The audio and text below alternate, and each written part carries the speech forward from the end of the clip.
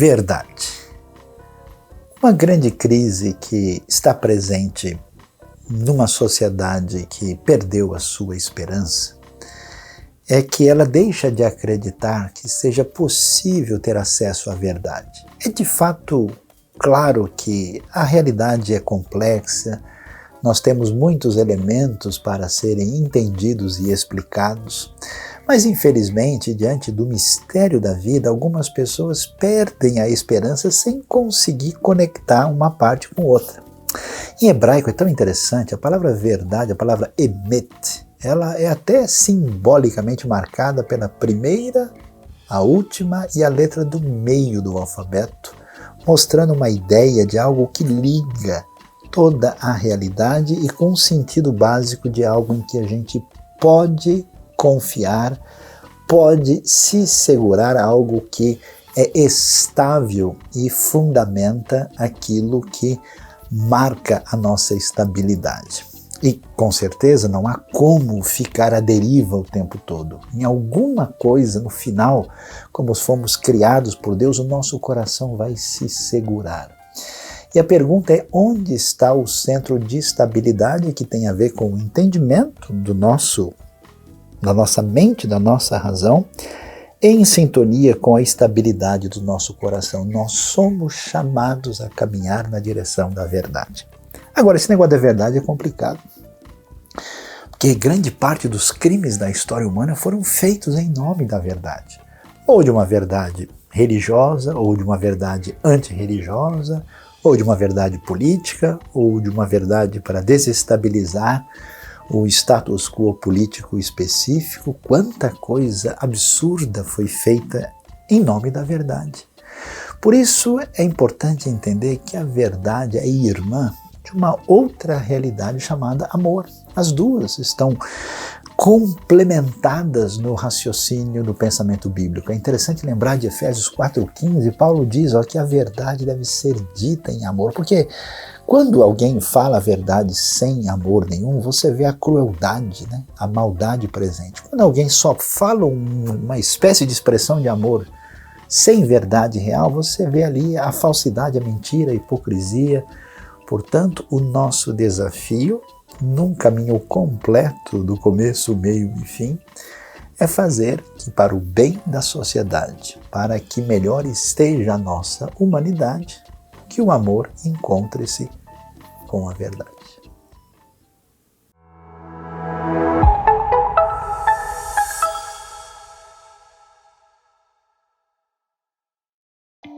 Olá, bom dia! Estou aqui no Rio de Janeiro e venho convidar você, em qualquer lugar desse mundo, para juntos com a IBNU adorarmos ao nosso Deus, adorá-lo por tudo que Ele faz, por tudo que Ele é, por tudo que Ele tem feito na nossa vida, o cuidado em cada detalhe. Então, vamos juntos adorar esse Deus.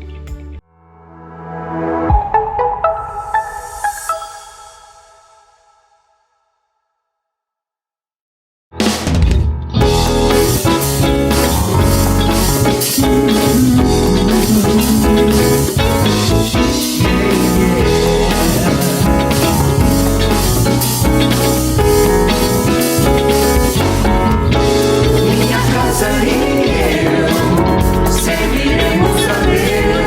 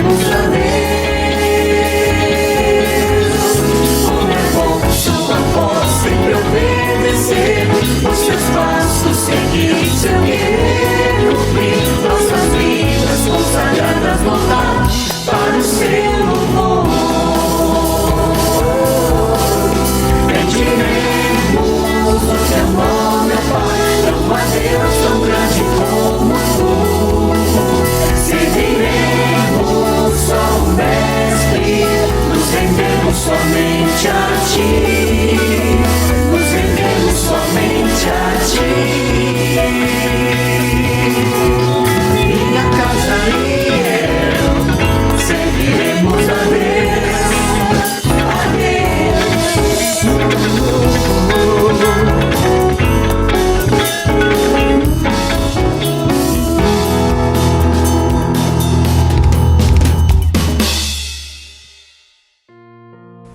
Oi, gente linda, sempre uma alegria podermos estar juntos para louvar e adorar o nome de Deus. Como vocês provavelmente devem saber, no mês de maio, lembramos do combate à exploração sexual de crianças e adolescentes. E nós, como Dignidade, neste mês, acabamos tendo muitos pedidos de ajuda por casos que tenham acontecido de abuso sexual ou de crianças ou de adolescentes. E acaba sendo, de alguma forma, ou de muitas formas, muito mais pesado para aqueles que escutamos esses casos, para aqueles que aconselhamos nesses casos. E claro, o primeiro que vamos a fazer é ajoelhar, orar, procurar a face de Deus, porque é a única forma que a gente consegue uma solução. Não importa o tamanho de caso que possa chegar, não importa a gravidade do caso que chegue à nossa mão.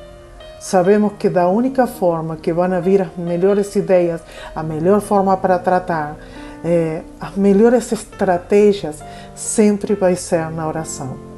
E cada caso que a gente escuta é um luto, porque sabemos que um pedacinho do coração dessa criança ou desse adolescente foi ferido de uma forma terrível e tremenda. Talvez você que está participando neste momento não tenha passado por esse estilo de luto, mas talvez passou por outros lutos. Gente doente, parente que tem falecido, problemas econômicos, tantas outras coisas que te tiraram do teu conforto, da tua realidade que você estava vivendo e onde você encontrou o consolo, a solução e a força só dobrando o joelho e procurando a Deus. E eu te convido agora para que estejamos orando juntos por todos aqueles que de alguma forma estejam passando por algum luto. Pai amado e poderoso, diante de qualquer problema que a gente tenha, diante de qualquer dor de nosso coração, somos conscientes que só podemos descansar em Ti. Senhor, quero apresentar na frente do Teu altar a cada pessoa enlutada, seja pelo motivo que seja, Senhor, a dor que seja que tenha no coração. Eu te peço, Senhor, em nome de Jesus, que venha o Senhor agir de forma sobrenatural, arrancando toda dor. Senhor, eu te peço em nome de Jesus que aqueles que estão com o coração doendo por um luto que eles estejam passando, que possam ser abraçados por Ti, cuidados por Ti, consolados por Ti. Senhor bendito e poderoso, Jeová dos exércitos, seja Tua presença em cada casa, em cada lar, do lado de cada pessoa, Senhor, sentindo o Teu abraço, o Teu toque e o Teu consolo. E, Senhor, que aquilo que homem não pode fazer e só Tua presença pode fazer, venha a ser possível. Senhor, te peço por aqueles que têm passado por algum estilo de exploração, por algum estilo de abuso, por algum estilo de violência, Senhor, venha curar os corações daqueles que estejam sofrendo. Pai amado e poderoso, sabemos que podemos descansar em Ti e que o Senhor, apesar da dor que a gente possa trazer, o Senhor pode trazer novamente alegria em nossas almas. Obrigada, Papai, por tudo, em nome de Cristo Jesus. Amém.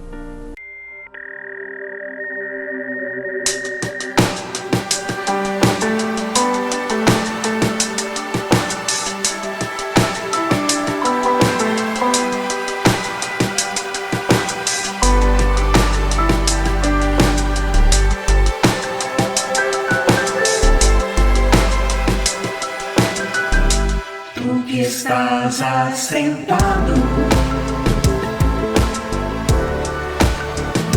no trono, sempre reinando, soberano.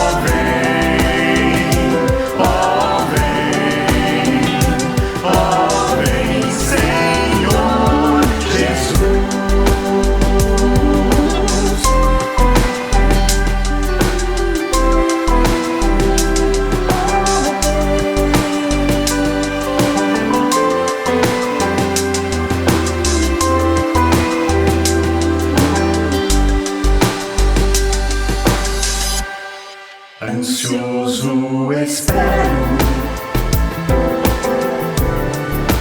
a tua volta, o grande dia em que tu virás. Então subiremos, contigo estaremos pra todo sempre. Aleluia, Maranata, Cristo, Filho, Mestre, ó vem, ó vem, ó vem, Senhor Jesus. Maranata, Cristo, Filho, Mestre, ó vem, ó vem, Senhor Jesus.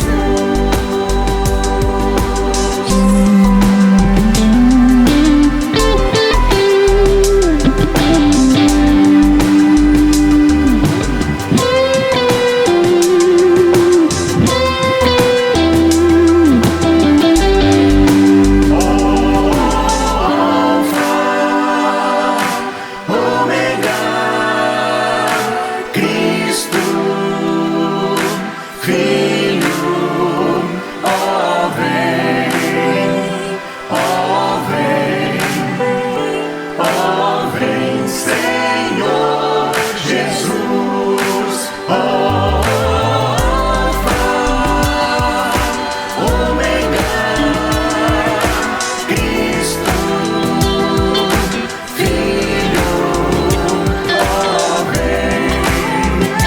ó vem, Senhor Jesus.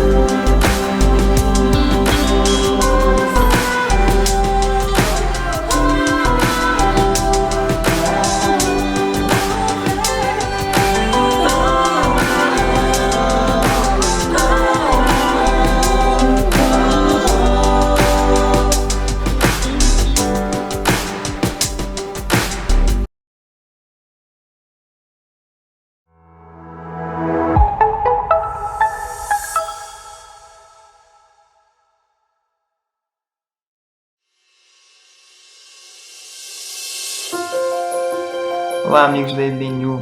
Tem um salmo que eu gosto muito que fala da gratidão do salmista em relação a Deus. Diz assim: a minha alma se farta como numa mesa de carnes, a minha boca te louva com alegria nos lábios, quando me lembro de ti no meu leito e medito em ti nas vigílias da noite, pois tens sido meu auxílio, eu canto de júbilo à sombra das tuas asas.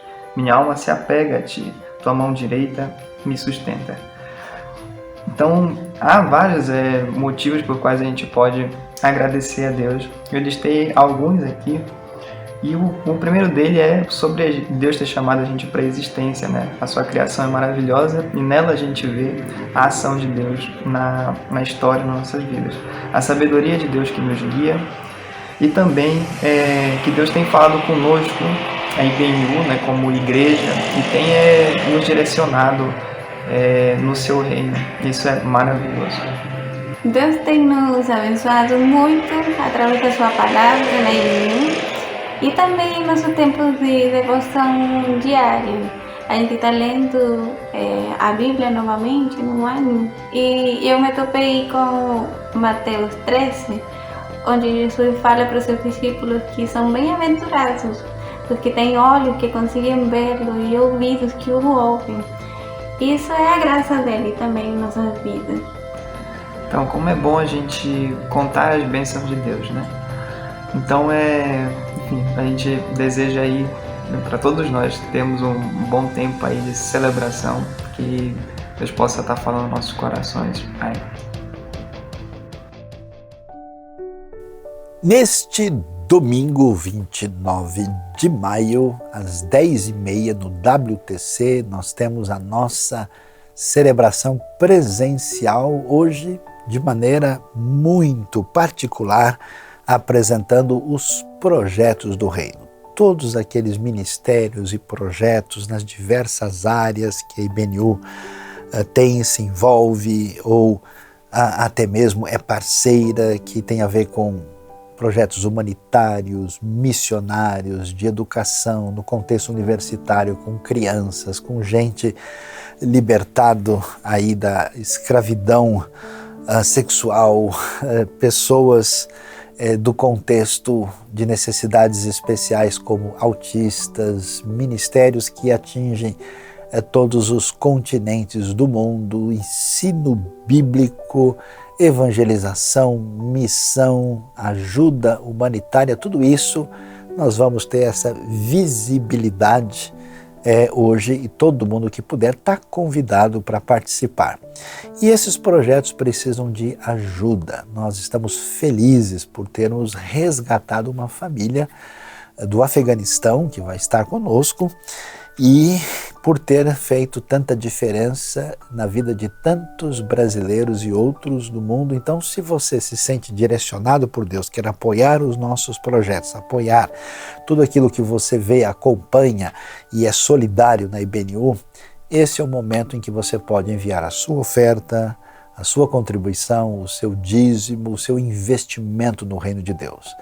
E fazemos isso com muita transparência, clareza, e você pode inclusive especificar, olha, eu quero mandar uma ajuda especial para projetos indígenas, para o Paraguai, para Moçambique, para o Oriente Médio, para a Ásia, o Sudeste da Ásia, ou para a Ucrânia, onde você desejar. A IBNU é a agência do reino para fazer diferença. As contribuições serão enviadas plenamente para os projetos em vista. Então, Deus abençoe a nossa vida. Eu quero orar apresentando esse momento a Deus, e todas as contribuições serão apresentadas como uma expressão de gratidão e investimento no reino, porque ninguém jamais pode comprar a Deus ou buscar ganhar alguma coisa porque mandou alguma oferta para a igreja ou para algum projeto religioso. Deus seja louvado, vamos orar. Deus bondoso, Pai amado, nós te agradecemos pela vida, pela saúde, pela tua graça, pela tua bênção e pela oportunidade de te servir.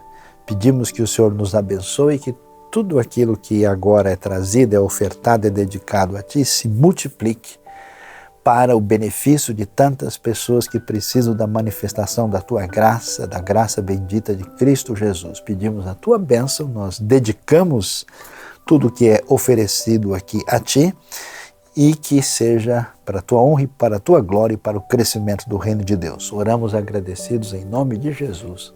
Amém. Que Deus nos abençoe.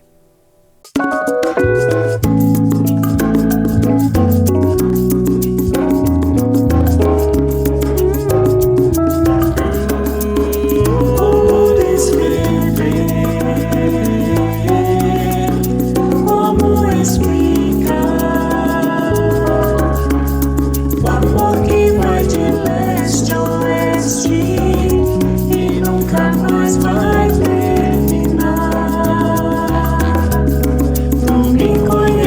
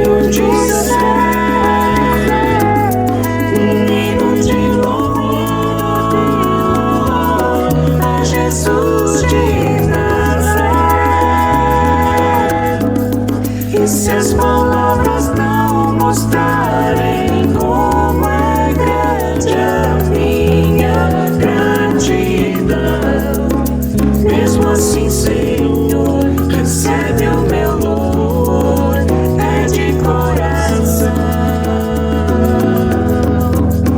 é de coração. Tudo que eu disser, um hino de louvor a Jesus de Nazaré.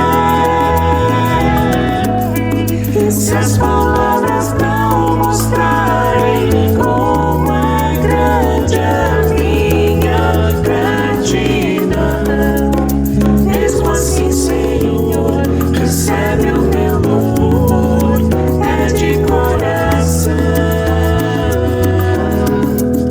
Mesmo assim, Senhor, recebe o meu louvor, é de coração.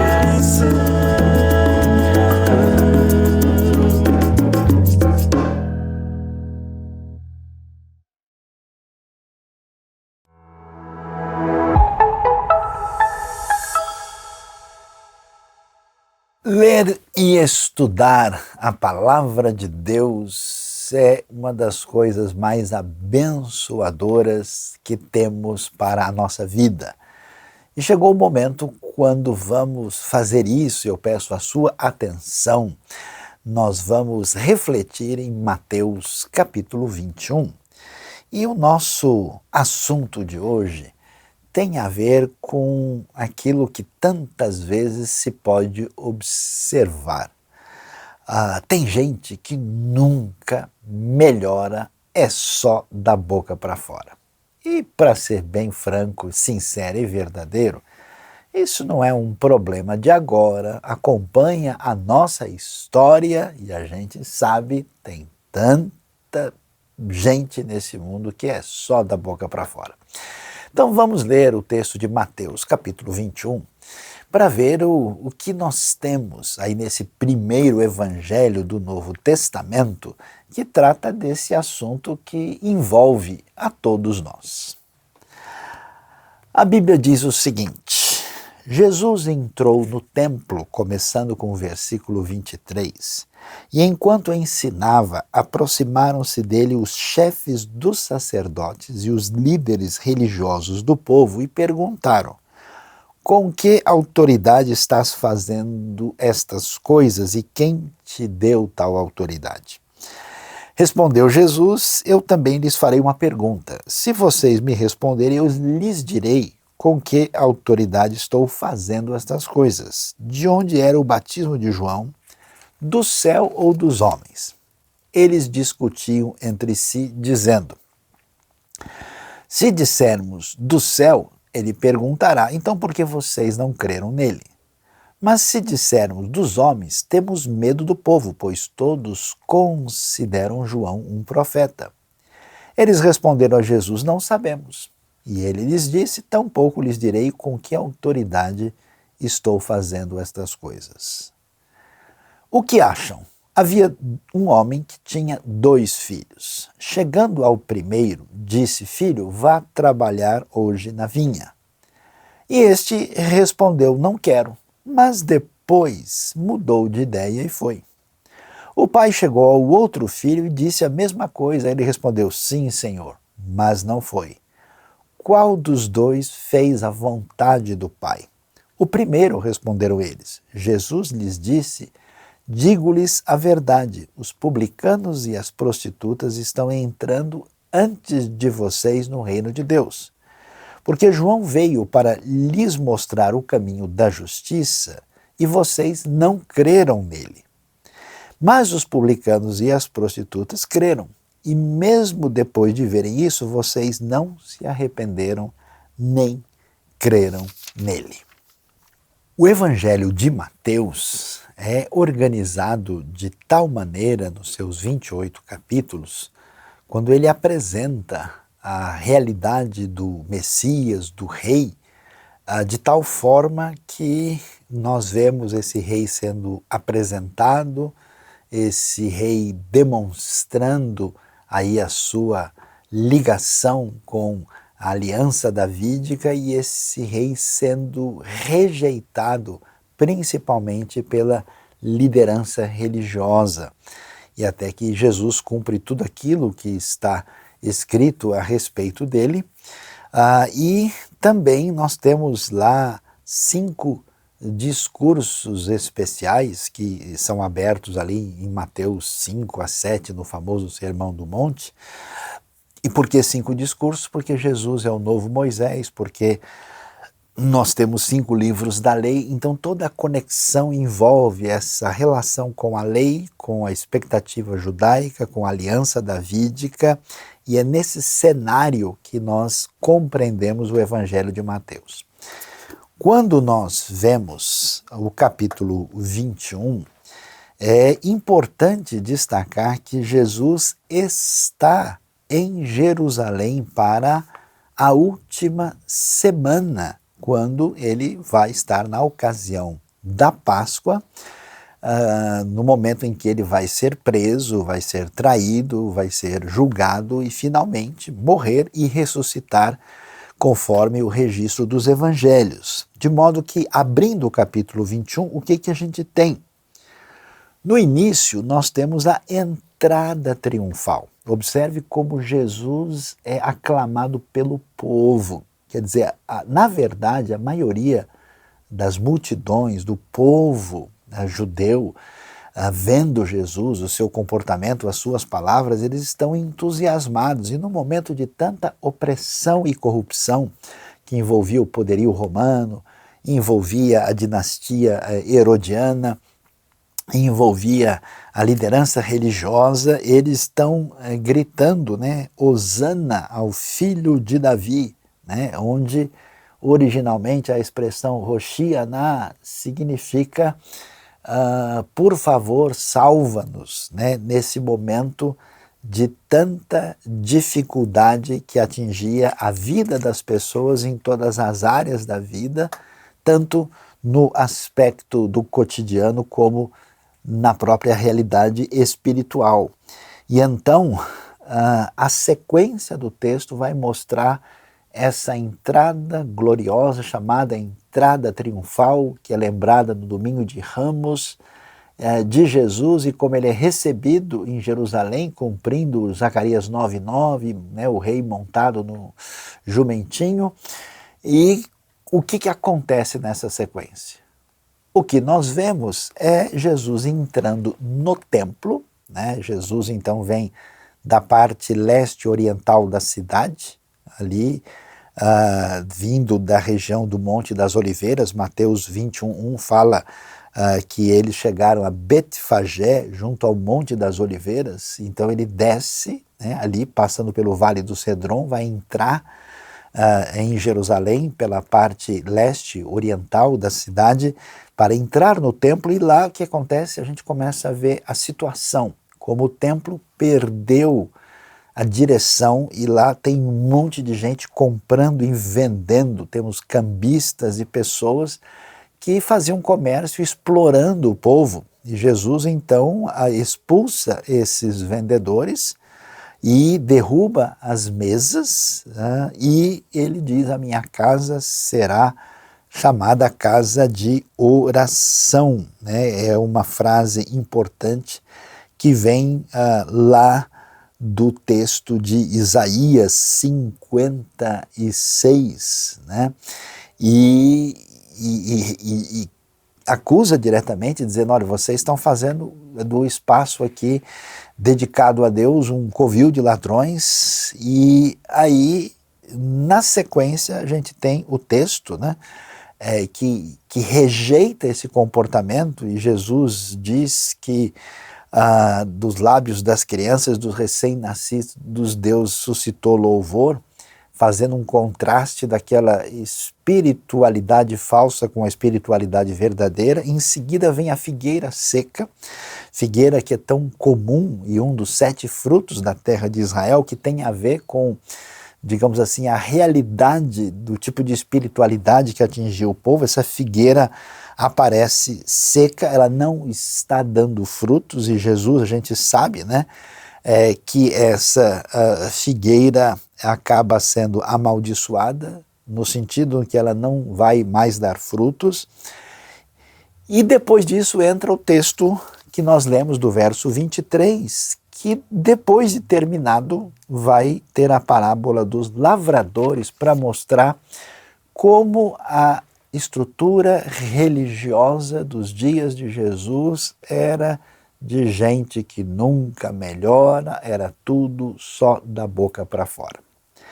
E o que vai aparecer no texto? Jesus começa a confrontar diretamente ali aquele tipo de vida e de comportamento, e os chefes dos sacerdotes e os líderes religiosos do povo, né? Você pode imaginar aqui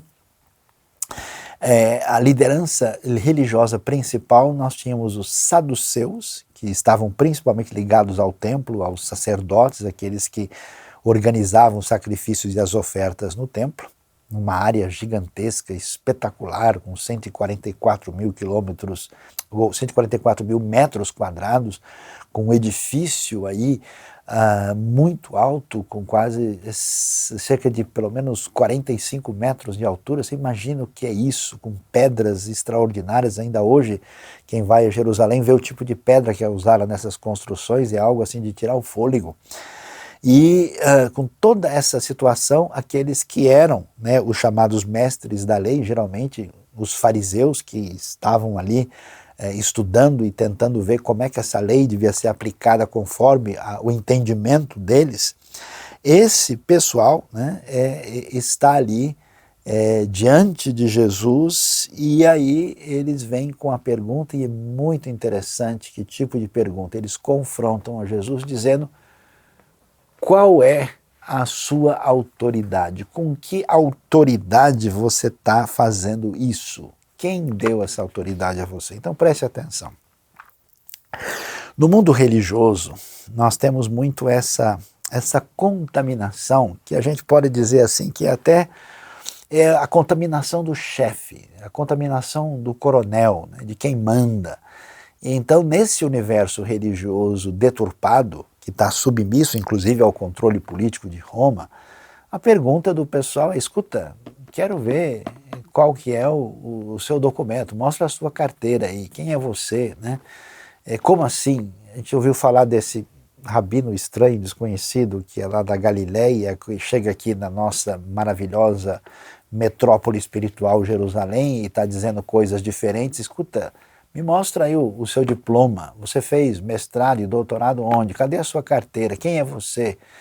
É interessante isso, porque na realidade de uma espiritualidade que nem sempre se sustenta, a gente tem apenas a fascinação da posição, a fascinação daquilo que parece representar uma autoridade humana. E é esse tipo de preocupação. Observe que esses religiosos, eles estão ligados a quê? Essas pessoas entendiam de sacrifícios, de leis. Eles poderiam muito bem conversar com Jesus a respeito do conteúdo da verdade divina. Eles podiam dizer: escuta, Senhor, o Rabino Jesus, ouvimos dizer que você falou sobre isso, você falou sobre Isaías, e aqui nós temos um estudioso, ele queria fazer algumas perguntas. Mas não, a conversa é em outro tom. A pergunta é: a gente quer saber quem é que manda. Você tem autoridade de alguém que é superior? Escuta, qual é a sua patente? É impressionante como a espiritualidade que não se sustenta tem esse perfil, e ela está muito ligada a gente que nunca melhora, que é só da boca para fora. Quando isso acontece, Jesus vai direto ao ponto e diz para eles: olha, falando em autoridade, vamos continuar a nossa conversa aqui. Eu também tenho uma pergunta para vocês, e a pergunta de Jesus é interessante. Já que vocês estão pedindo o documento e sabendo qual é a minha licença oficial para falar aqui, eu queria perguntar sobre o batismo de João, que todo mundo está ouvindo falar. Aquilo era coisa de Deus ou era coisa humana? Né? No respeito judaico de evitar o nome de Deus, a pergunta: ele era do céu, né? Ou era dos homens? Né? E aí a gente vê a coisa interessante. Gente que nunca melhora, que é só da boca para fora, não tem autenticidade. Tem apenas o quê? Politicagem. Olha que coisa interessante. Eles não querem saber da verdade. Não importa se João é mensageiro de Deus ou não, se Jesus pode estar falando a verdade, isso é irrelevante, como muita gente no cenário religioso, em todas as configurações, já perdeu a sua autenticidade e está preocupado apenas com frivolidades e coisas das quais a gente nem tem necessidade. Qual que é a questão aqui? É interessante. Jesus pergunta sobre esse batismo de João e eles falam, puxa, agora nós estamos numa situação difícil, né? A gente vai ter problema, porque como João se tornou muito popular, todo mundo está dizendo que ele é um profeta, a gente vai ter a multidão contra a gente. A gente vai ter problema aqui, né, na nossa sustentação da base popular, na nossa posição. E qual é o problema? O problema é que se esse povo se revolta contra a liderança religiosa e a coisa fica difícil, e os romanos percebem isso vai dar ruim. Essa é a verdade. Então eles não podem perder o povo a qualquer custo. E ao mesmo tempo, se eles falarem, não, João era um profeta, ele realmente falou da parte de Deus, era um homem com uma mensagem do céu, a pergunta é, mas como assim, vocês nunca levaram a sério, nunca seguiram a ele, então eles ficam aí colocados por Jesus numa situação sem saída. E é interessante, porque eles chegam, eu fico imaginando, né, desculpa a expressão, mas a cara mais lavada possível. Vamos assim usar o português popular, claro, na maior cara de pau, eles virando para Jesus e dizendo o que para ele? Dizendo, olha, a gente não sabe, a gente é mestre da lei, a gente é líder religioso do povo, a gente é chefe do sacerdote, mas falando sobre o último fenômeno mais importante religioso aqui à nossa volta, a gente não tem a mínima ideia. Jesus então desloca a discussão de autoridade para autenticidade e para uma palavra comprometida com a verdade. Eles não têm resposta e Jesus diz, vocês não sabem? Tá bom, então se vocês não sabem nem responder uma pergunta tão simples, eu não tenho que mostrar documento nenhum para vocês. Eu não tenho que dizer de onde vem a minha autoridade, coisa nenhuma. E aí, para fechar a questão, Jesus prossegue e vai, a partir do verso 28, trazer essa parábola tão significativa e importante que é a parábola dos dois filhos. E ele vai dizer o quê? O que acham? Havia um homem que tinha 2 filhos, chegando ao primeiro, disse, filho, vá trabalhar hoje na vinha. E esse respondeu, não quero, mas depois mudou de ideia e foi. E o pai chegou ao outro filho e disse a mesma coisa, ele respondeu, sim senhor, mas não foi. Qual dos 2 fez a vontade do pai? O primeiro, responderam eles. É interessante a gente observar, porque a gente deve perguntar que tipo de relacionamento nós temos com Deus e que tem sentido e valor de fato na nossa vida. E a gente está acostumado talvez com 2 propostas muito comuns e que são predominantes no mundo religioso. A primeira proposta é a proposta de que a gente precisa estar devidamente alinhado com o ensino, com a doutrina e com a teologia. É isso que a gente conhece naquilo que a gente chama do mundo da ortodoxia. É curioso que esses indivíduos que trabalham na religião na época, eles conhecem detalhes como ninguém. Eles sabem de tudo aquilo que a lei apresenta sobre como é que o sacrifício deve ser feito, com todo o detalhamento do horário, do tipo de oferta. Havia todo um sistema. Para vocês terem uma ideia, né? Em épocas de festa, na Jerusalém antiga, os sacrifícios atingiam assim dezenas e até centenas de milhares de animais apresentados. Você imagina o que é essa multidão fazendo isso e tudo sendo organizado, estruturado de acordo com as minúcias da lei e da tradição oral? Você imagina o que é o pessoal passar horas e horas estudando, né, a lei e dizendo, olha, isso na prática precisa ser feito assim, né? É impressionante, Jesus vai falar, por exemplo, de religiosos que faziam até lavagem de copos, de camas e de tudo para ficar purificado. Quer dizer, é um detalhamento impressionante tudo isso que está envolvido aqui nesse cenário. E a gente tem bastante esse tipo de coisa no ambiente religioso, e muita gente imagina, será que eu estou crendo do jeito certo? Será que a minha posição nesse ponto está ok? Existe às vezes até uma obsessão para definir a nossa relação com Deus a partir especialmente de uma verdade que se restringe ao contexto abstrato. Outras pessoas buscam um caminho, digamos assim, um tanto quanto mais místico, né? Então eles vão em busca de reuniões, de encontros onde eles possam ter uma sensação mais intensa, mais envolvente. São pessoas, inclusive, que vão em busca de uma sensação cada vez mais forte. Então eles vão num cenário religioso onde, vamos dizer, não deu para a gente sentir aquela coisa mais forte, um arrepio, ou um calor, ou alguma coisa assim. Ele diz, não, peraí, aqui o negócio não está suficiente, eu preciso de uma adrenalina espiritual maior. É curioso como nesse texto, até porque nos dias de Jesus também a gente tinha um pessoal bastante ligado ao misticismo do mundo antigo. Jesus até vai falar que tem gente, por exemplo, que na oração fica sempre repetindo a mesma coisa, lá em Mateus 6. E Jesus vai começar a dizer aqui que a relação com Deus passa não só por uma ortodoxia, não só por uma relação que envolve essa espontaneidade profunda no coração, mas ela envolve o que a gente pode chamar de ortopraxia, ou seja, o que a pessoa faz na prática.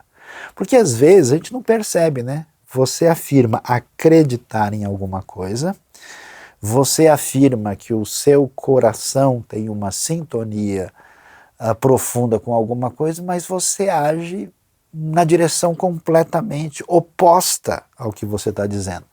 E Jesus coloca em xeque isso, e o que ele está apresentando nessa parábola é uma continuação do questionamento do procedimento desses líderes religiosos. Por quê?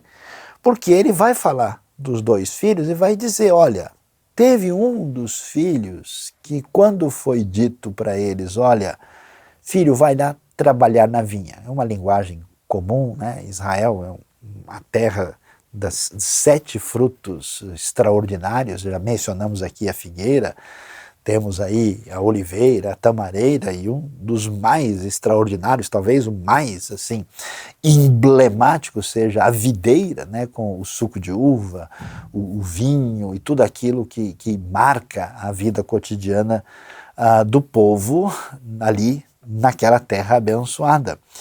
E aí trabalhar na vinha é algo, né, que recorre aí ao cotidiano mais próximo possível. E aí a coisa é forte, né, porque Jesus não diz, era uma vez um senhor de terras que mandou ali o seu servo. Não, um pai tinha 2 filhos. Quer dizer, ele já chama a relação para com Deus muito além daquilo que envolve buscar sensações ou estudar ideias, ou cumprir obrigações.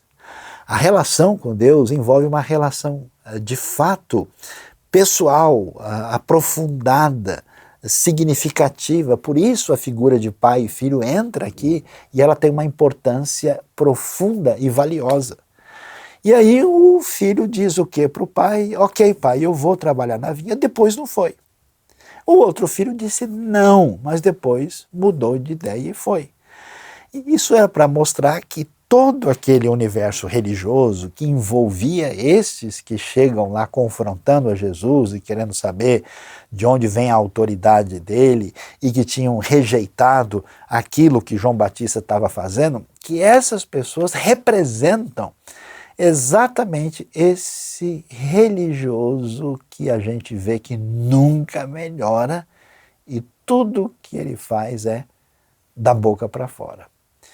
E eu tenho ficado surpreso na minha vida. A princípio, eu me lembro, quando eu comecei a caminhar na fé, eu achava assim, olha, todas as pessoas, né, que falam em Deus, falam em Jesus, que se apresentam na igreja, são pessoas que estão ali ligadas na fé. E, para minha surpresa, eu comecei a perceber que muitas pessoas do ambiente religioso, na verdade, estão desconectadas de Deus, desconectadas da fé. É uma repetição dessa síndrome da Jerusalém do primeiro século. E às vezes pessoas afastadas, às vezes, de ambientes religiosos, que numa sinceridade, numa busca de coração, semelhante ao que acontece, por exemplo, com Cornélio, eles começam a buscar Deus com sinceridade e isso se apresenta na vida concreta e prática dessas pessoas. O que isso significa? Que no fundo, a gente pode até falar que acredita em certas coisas, a gente pode até dar um testemunho de fé e uma explicação A ou B, mas a gente acredita naquilo que a gente faz. Por exemplo, se eu digo que a evangelização, a missão e a misericórdia são prioridades no reino de Deus, isso só é verdade se eu faço alguma coisa nessa direção. Senão é conversa fiada, é só da boca para fora. Se eu digo que o conhecimento de Deus, da sua palavra, é importante, é relevante, isso só faz sentido se eu de fato gasto tempo e atenção para crescer nesse sentido. Então eu preciso olhar para a minha vida para ver de fato o que cativa o meu coração, o que drena a minha energia, o que me faz gastar tempo, recurso e talento. E aí está, de fato, aquilo em que eu acredito no momento. Nesse sentido, nessa hora da verdade, Jesus chega e vai dizer, olha, vocês estão fazendo tudo isso aí, vocês até parecem gente séria, mas na verdade fica claro que vocês são semelhantes ao filho que disse, sim pai, eu vou, mas depois não foi de jeito nenhum. Enquanto isso, Jesus diz, pois é, e qual é a atitude dessas pessoas que, olhando para a sua condição social, olhando para a sua condição, às vezes, até sociocultural, para a sua posição religiosa, para a sua trajetória aí em algum tipo de caminhada assim, de fé, é aí que a gente olha onde é que a coisa está séria, é olhar de cima para baixo para aquelas pessoas que não estão nessa condição. Por isso que o orgulho religioso é uma doença tão problemática nos ensinos de Jesus. Porque, de fato, a pessoa perdeu a referência, né? É como o doente que acabou de sair da operação de câncer no hospital, batendo no peito, dizendo, eu estou mais saudável do que os outros que estão não sei aonde. É uma espécie de loucura. De tal maneira que Jesus diz, olha, e tem aquele filho que quando ouviu a palavra divina, ele disse não. E quando ele disse não, depois ele muda de ideia e vai. É interessante, ele não vai ouvir uma palavra e achar legal. Ele não vai ter um sentimento mais acalentador no coração, ele vai trabalhar na vinha. Sugerindo para nós que a vida no reino de Deus envolve um desdobramento que aparece na vida prática, que aparece pelo que é feito como desdobramento da graça de Deus na vida da pessoa, como frutos que aparecem, diferente de uma figueira que na hora de dar o fruto não aparece nada. Então, nesse sentido, a gente vê Jesus apresentando essa realidade e dizendo, olha, esse pessoal disse não para Deus. E quem é que disse não? Vamos ser sinceros, vamos conversar aqui agora, cara a cara.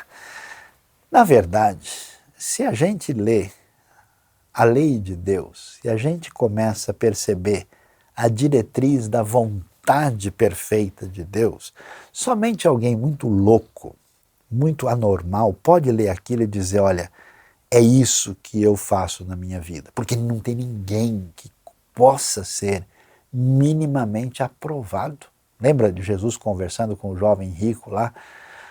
Quando Jesus só puxa um pouquinho a mais, você faz tudo que Deus pede, então vai e vende tudo que você tem e dê aos pobres. O homem amava o dinheiro, né? Então a gente, quando vê um pouquinho mais de detalhamento do que envolve a vontade divina, a lei de Deus, e isso quando é explicado por Jesus, Jesus vai mais longe, ele mostra não só a exterioridade, mas a interioridade. Quer dizer, ao ler aquilo que envolve a lei, a direção de Deus para a nossa vida, a gente precisaria baixar a bola totalmente. A gente precisaria falar, Deus, socorro, me ajuda. Eu me lembro, eu tinha recebido o Evangelho, eu tinha 12 anos de idade.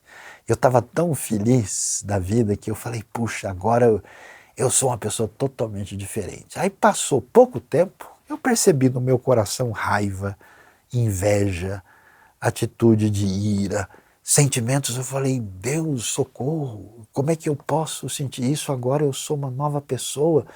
O que aconteceu comigo? Eu fiquei apavorado e comecei a ler mais e a orar e pedir ajuda, porque eu falei, nunca mais vou ter um sentimento ruim. Quando eu vi, Luiz Saião estava ali dentro aprontando de novo. E eu precisava da misericórdia e da graça de Deus na caminhada da minha vida. É interessante a gente ver isso, porque Jesus vai deixar claro o que aparece nesse cenário, naquilo que tem a ver com a nossa caminhada na fé. O texto vai prosseguir e vai nos dizer o seguinte, no desfecho. Jesus lhes disse, e aí ele vem para o desfecho, digo-lhes a verdade, os publicanos e as prostitutas estão entrando antes de vocês no reino de Deus. Você já imaginou?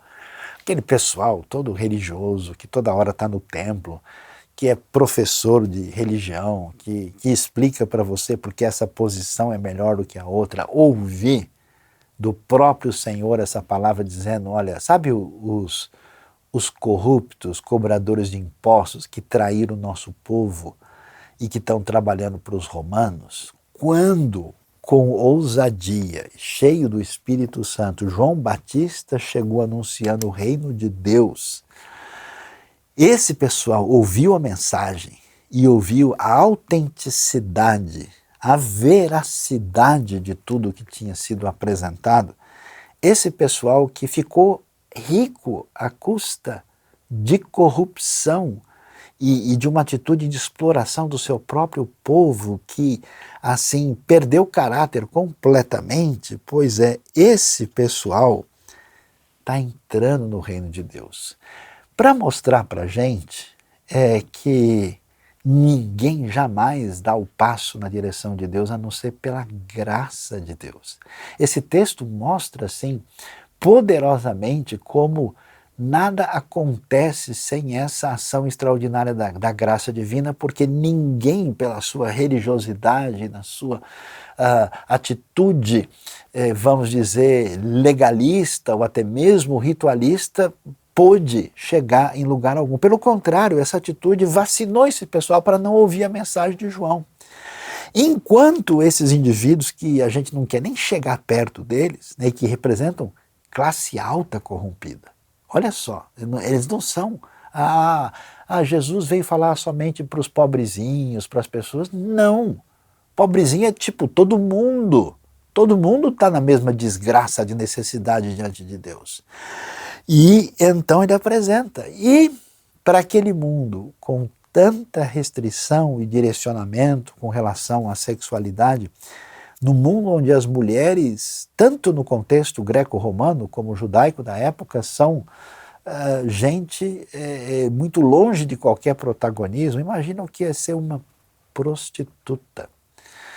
Uma prostituta não tem nem convívio dentro da sociedade normal. Ela não pode nem se aproximar das famílias, digamos, normais. Ela não tem nenhum lugar no contexto da religião. Imagina só essas prostitutas se arrependendo. Você veja, eu acho tão especial isso, porque tanto o publicano como a prostituta, eles estão buscando amor. Eles estão buscando alguma coisa. Por que o publicano e a prostituta rompem com todo mundo para ir atrás de atenção, de riqueza, de dinheiro, de algum tipo de valor? Porque isso se perdeu lá atrás, eles se desconectaram de Deus, romperam com tudo e eles estão dispostos a qualquer coisa.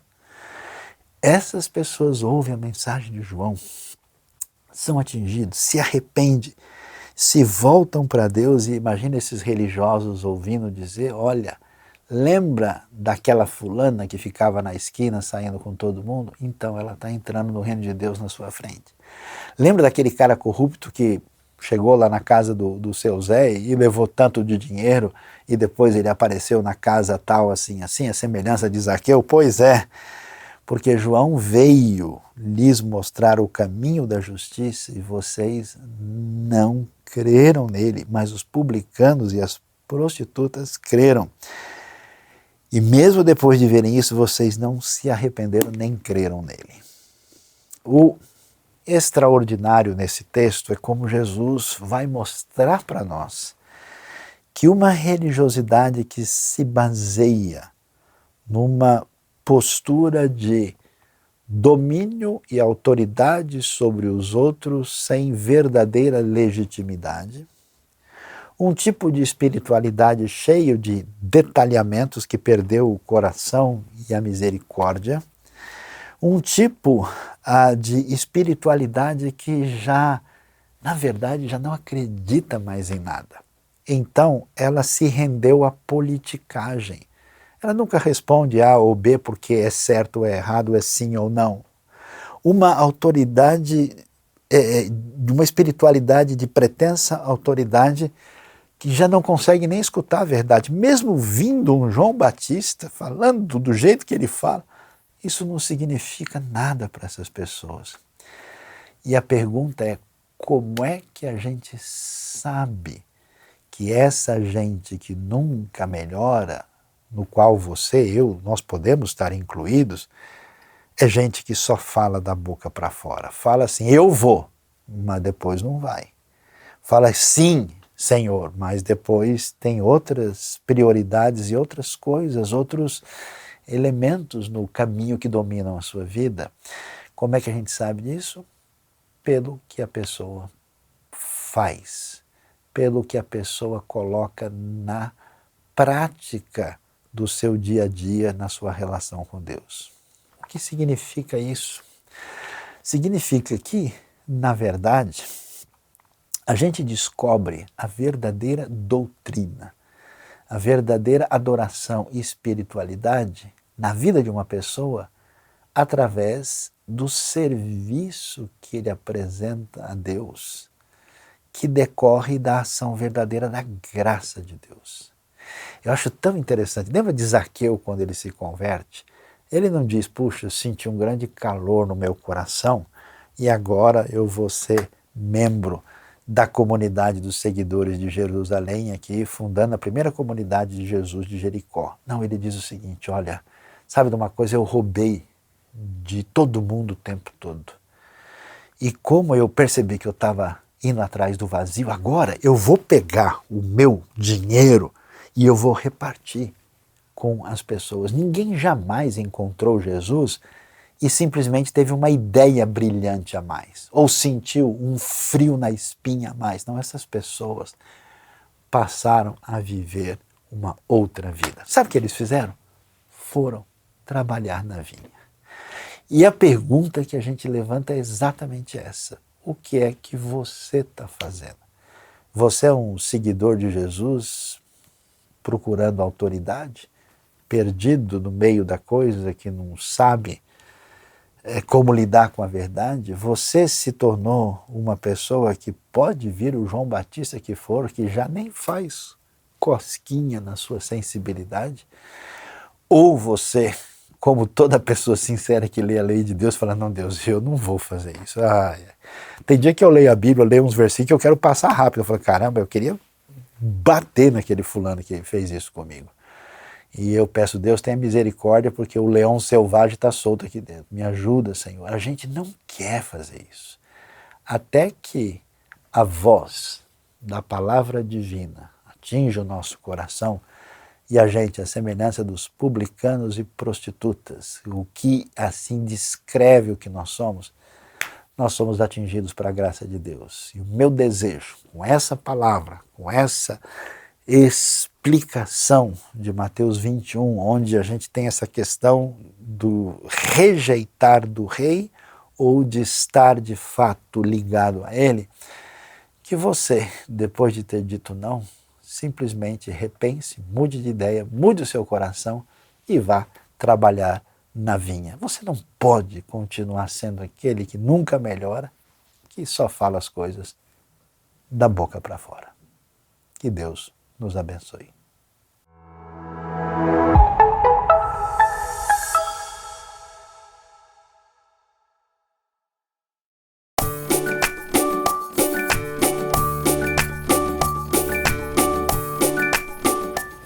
Oi, turminha, tudo bem? Ai, turma, hoje eu tô morrendo de fome.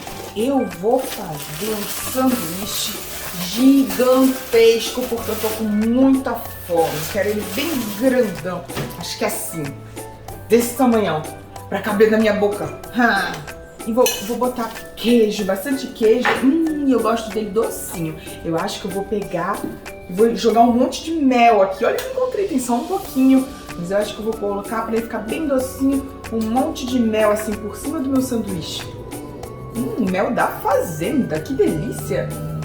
Ixi, eu tô vendo aqui esse mel e eu lembrei que vocês sabiam que tem um provérbio lá da Bíblia que fala sobre mel.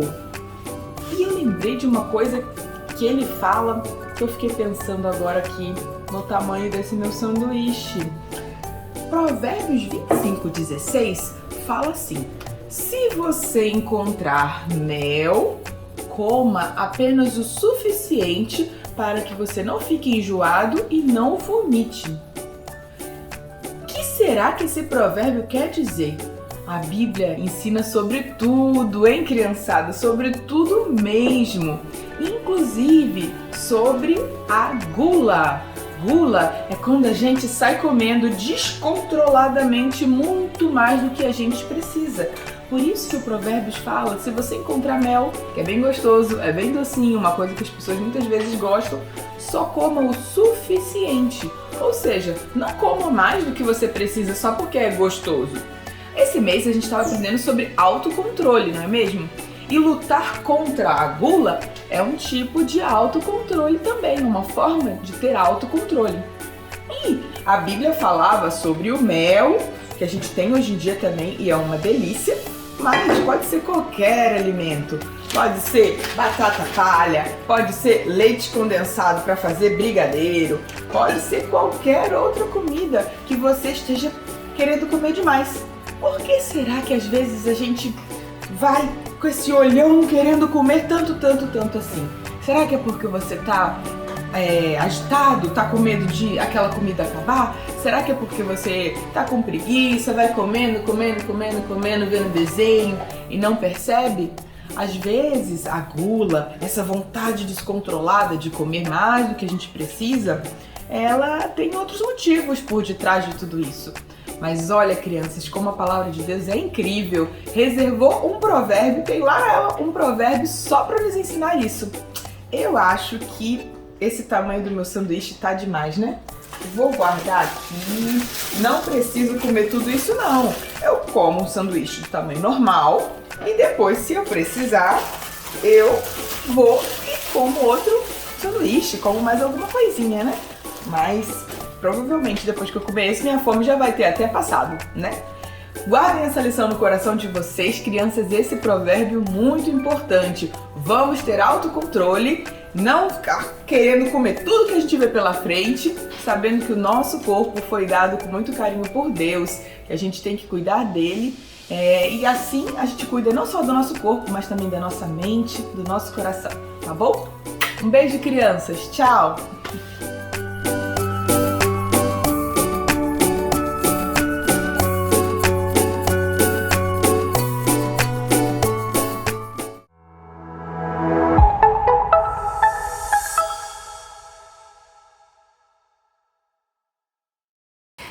junho e julho, podcast da Bíblia novo aí na IBNU.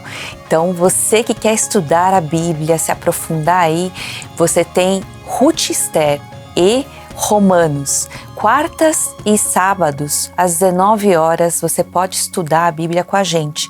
Mas num bate-papo legal, num momento descontraído, mas estudando a Bíblia. Vem junto com a gente, vem acompanhar que tá muito legal. E nós queremos agradecer a sua participação aqui na nossa celebração online, a celebração que acontece todos os domingos às 9h30 e já te convidando para ser nosso parceiro na divulgação do nosso conteúdo. Esse conteúdo que não é feito para nós mesmos, é feito para abençoar vidas, para transformar a situação de pessoas, para apresentar a graça salvadora do Evangelho de Cristo Jesus a todos aqueles que se achegam até nós. Então eu convido você a primeiro se inscrever no nosso canal, caso você não tenha feito isso ainda, se ativar também o sininho para você receber as notificações de todas as publicações que a IBNU tem feito aqui. E também se inscreva no nosso Instagram e no nosso Facebook, onde nós postamos algumas mensagens, algumas histórias, alguns relatos de pessoas que têm sido abençoadas pela Palavra de Deus, pelo Evangelho e que têm tido uma atuação muito presente para a expansão do reino. Então, que Deus o abençoe. Daqui a uma semana estamos de novo aqui no YouTube com a nossa celebração. Que você seja nosso parceiro e que você possa também ser um canal de bênção na vida de todas as pessoas que chegam até você.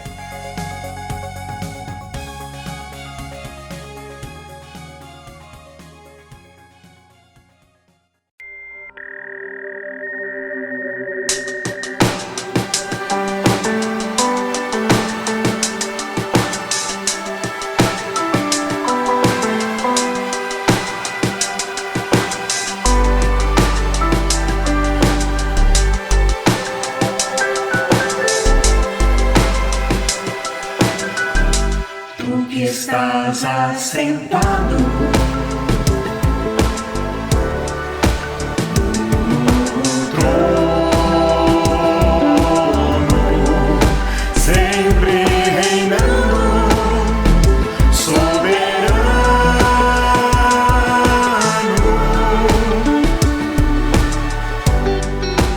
Anjos cantando,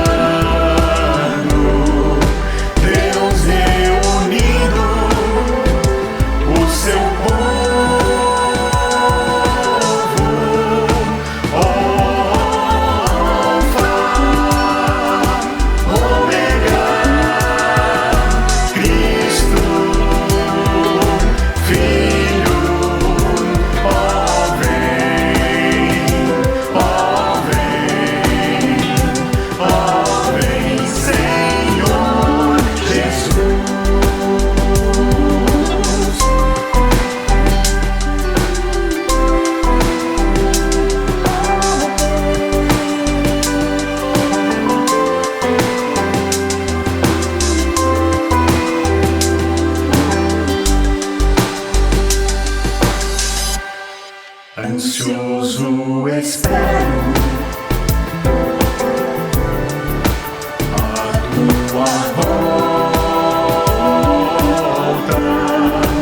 o grande dia em que tu